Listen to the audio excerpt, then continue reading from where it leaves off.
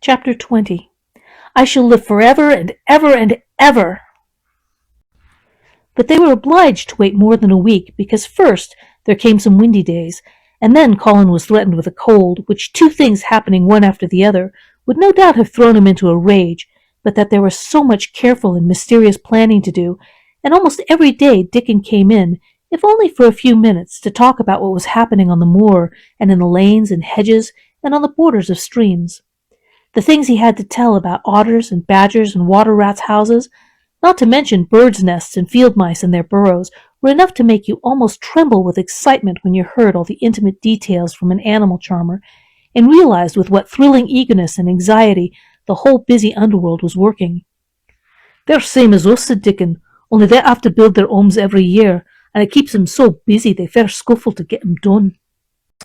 The most absorbing thing, however, was the preparations to be made before Colin could be transported with sufficient secrecy to the garden. No one must see the chair carriage and Dickon and Mary after they turned a certain corner of the shrubbery and entered upon the walk outside the ivied walls. As each day passed, Colin had become more and more fixed in his feeling that the mystery surrounding the garden was one of its greatest charms. Nothing must spoil that. No one must ever suspect that they had a secret. People must think that he was simply going out with Mary and Dickon because he liked them and did not object to their looking at him. They had long and quite delightful talks about their route. They would go up this path and down that one, and cross the other and go round among the fountain flower beds as if they were looking at the bedding out plants the head gardener, Mr. Roach, had been having arranged. That would seem such a rational thing to do that no one would think it at all mysterious. They would turn into the shrubbery walks and lose themselves until they came to the long walls. It was almost as seriously and elaborately thought out as the plans of march made by great generals in time of war. Rumors of the new and curious things which were occurring in the invalids' apartments had of course filtered through the servants' hall into the stable yards and out among the gardeners. But notwithstanding this, Mr. Roach was startled one day when he received orders from Master Colin's room to the effect that he must report himself in the apartment no outsider had ever seen, as the invalid himself desired to speak with him. "Well, well," he said to himself as he hurriedly changed his coat. "What's to do now? His Royal Highness that wasn't to be looked at calling up a man he's never set eyes on." Mr. Roach was not without curiosity. He had never caught even a glimpse of the boy, and had heard a dozen exaggerated stories about his uncanny looks and ways and his insane tempers. The thing he had heard oftenest was that he might die at any moment, and there had been numerous fanciful descriptions of a humped back and helpless limbs given by people who had never seen him. "Things are changing in this house, Mr. Roach," said Mrs. Medlock as she led him up the back staircase to the corridor to which opened the hitherto mysterious chamber. "Let's hope they're changing for the better, Mrs. Medlock," he answered. "They couldn't well change for the worse," she continued. "And queer as it all is, there's them that find their duties made a lot easier to stand up under. Don't you be surprised, Mr. Roach, if you find yourself in the middle of a menagerie and Martha Sowerby's Dickon more at home than you and me could ever be." There really was a sort of magic about Dickon, as Mary always privately believed. When Mr. Roach heard his name, he smiled quite leniently. "He'd be at home in Buckingham Palace or at the bottom of a coal mine," he said. "And yet it's not impudence either. He's just fine, is that lad." It was perhaps well he had been prepared, or he might have been startled. When the bedroom door was opened, a large crow, which seemed quite at home perched on the high back of a carven chair, announced the entrance of a visitor by saying "Caw! Caw!" quite loudly. In spite of Mrs. Medlock's warning, Mr. Roach only just escaped being sufficiently undignified to jump backwards. The young Rajah was neither in bed nor on his sofa. He was sitting in an armchair, and a young lamb was standing by him, shaking its tail in feeding lamb fashion, as Dickon knelt giving it milk from its bottle. A squirrel was perched on Dickon's bent back, attentively nibbling a nut. The little girl from India was sitting on a big footstool, looking on. "Here's Mr. Roach, Master Colin," said Mrs. Medlock. The young Rajah turned and looked his servitor over. At least that was what the head gardener felt happened. "Oh, you're Roach, are you?" he said. "I sent for you to give you some very important orders." "Very good, sir," answered Roach, wondering if he was to receive instructions to fell all the oaks in the park or to transform the orchards into water gardens. "I am going out in my chair this afternoon," said Colin. If the fresh air agrees with me, I may go out every day. When I go, none of the gardeners are to be anywhere near the long walk by the garden walls. No one is to be there. I shall go out about 2 o'clock, and everyone must keep away until I send word that they may go back to their work." "Very good, sir," replied Mr. Roach, much relieved to hear that the oaks might remain and that the orchards were safe. "Mary," said Colin, turning to her, "what is that thing you say in India when you have finished talking and want people to go?" "You say, 'You have my permission to go,'" answered Mary. The Rajah waved his hand. "You have my permission to go, Roach," he said. "But remember, this is very important." "Caw! Caw!" remarked the crow hoarsely, but not impolitely. "Very good, sir. Thank you, sir," said Mr. Roach, and Mrs. Medlock took him out of the room. Outside in the corridor, being a rather good-natured man, he smiled until he almost laughed. "My word," he said, "he's got a fine lordly way with him, hasn't he? You'd think he was a whole royal family rolled into one, prince consort and all." Protested Mrs. Medlock, "we've had to let him trample all over every one of us ever since he's had feet, and he thinks that's what folks was born for." "Perhaps he'll grow out of it if he lives," suggested Mr. Roach. "Well, there's one thing pretty sure," said Mrs. Medlock. "If he does live, and that Indian child stays here, I'll warrant she teaches him that the whole world orange does not belong to him, as Susan Sowerby says, and he'll be likely to find out the size of his own quarter." Inside the room, Colin was leaning back on his cushions. "It's all safe now," he said, "and this afternoon I shall see it. This afternoon I shall be in it." Dickon went back to the garden with his creatures, and Mary stayed with Colin. She did not think he looked tired, but he was very quiet before their lunch came, and he was quiet while they were eating it. She wondered why, and she asked him about it. "What big eyes you've got, Colin," she said. "When you're thinking, they get as big as saucers. What are you thinking about now?" "I can't help thinking about what it will look like," he answered. "The garden?" asked Mary. "The springtime," he said. "I was thinking that I've really never seen it before.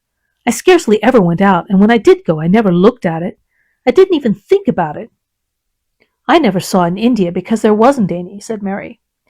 Shut in and morbid as his life had been, Colin had more imagination than she had, and at least he had spent a good deal of time looking at wonderful books and pictures.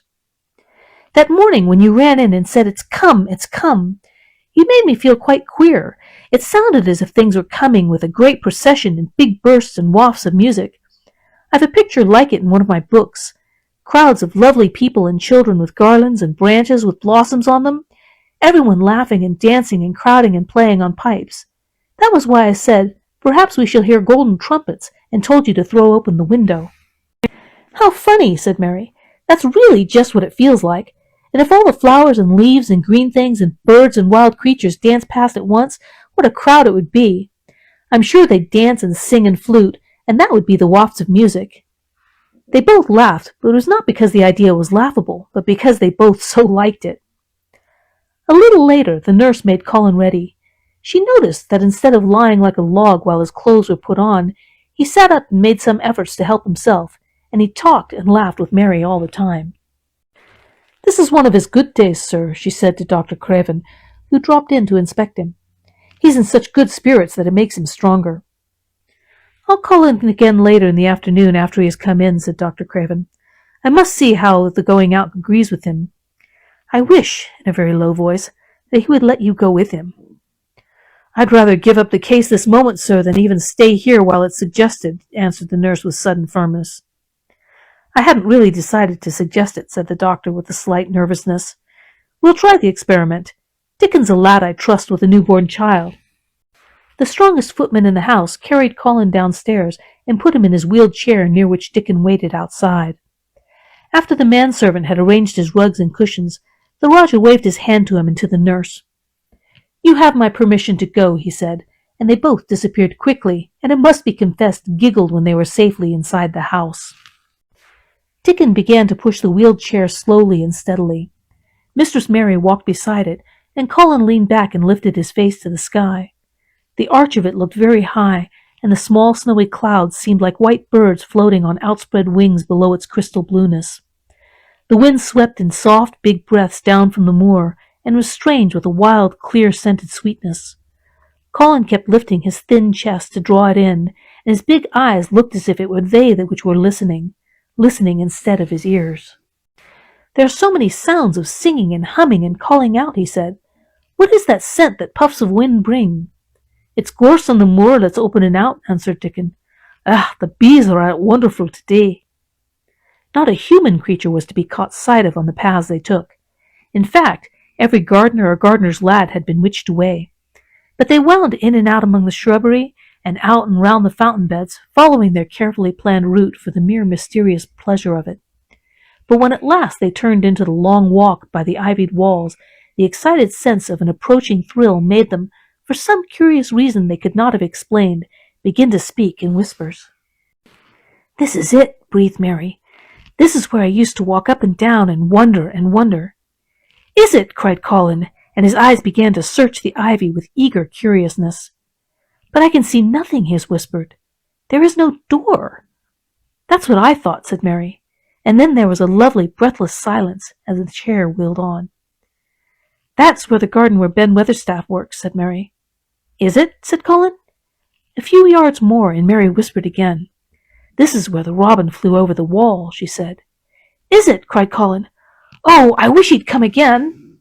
"And that," said Mary with solemn delight, pointing under a big lilac bush, "is where he perched on the little heap of earth and showed me the key." Then Colin sat up. "Where? Where?" "There!" he cried, and his eyes were as big as the wolf's in Red Riding Hood, when Red Riding Hood felt called upon to remark on them. Dickon stood still, and the wheeled chair stopped. "And this," said Mary, stepping onto the bed close to the ivy, "is where I went to talk to him when he chirped at me from the top of the wall. And this is the ivy the wind blew back," and she took hold of the hanging green curtain. "Oh, is it? Is it?" gasped Colin. "And here is the handle, and here is the door. Dickon, push him in! Push him in, quickly!" And Dickon did it with one strong, steady, splendid push. But Colin had actually dropped back against his cushions, even though he gasped with delight, and he had covered his eyes with his hands and held them there, shutting out everything until they were inside, and the chair stopped as if by magic, and the door was closed. Not till then did he take them away and look round and round and round, as Dickon and Mary had done. And over walls and earth and trees, and swaying sprays and tendrils of the fair green veil of tender little leaves had crept, and in the grass under the trees, and the grey urns and the alcoves, and here and there everywhere, were touches or splashes of gold and purple and white, and the trees were showing pink snow above his head, and there were fluttering of wings and faint sweet pipes, and humming and scents, and the sun fell warm upon his face like a hand with a lovely touch. And in wonder Mary and Dickon stood and stared at him. He looked so strange and different because a pink glow of colour had actually crept all over him, ivory face and neck and hands and all. "I shall get well! I shall get well!" he cried out. "Mary, Dickon, I shall get well, and I shall live for ever and ever and ever!"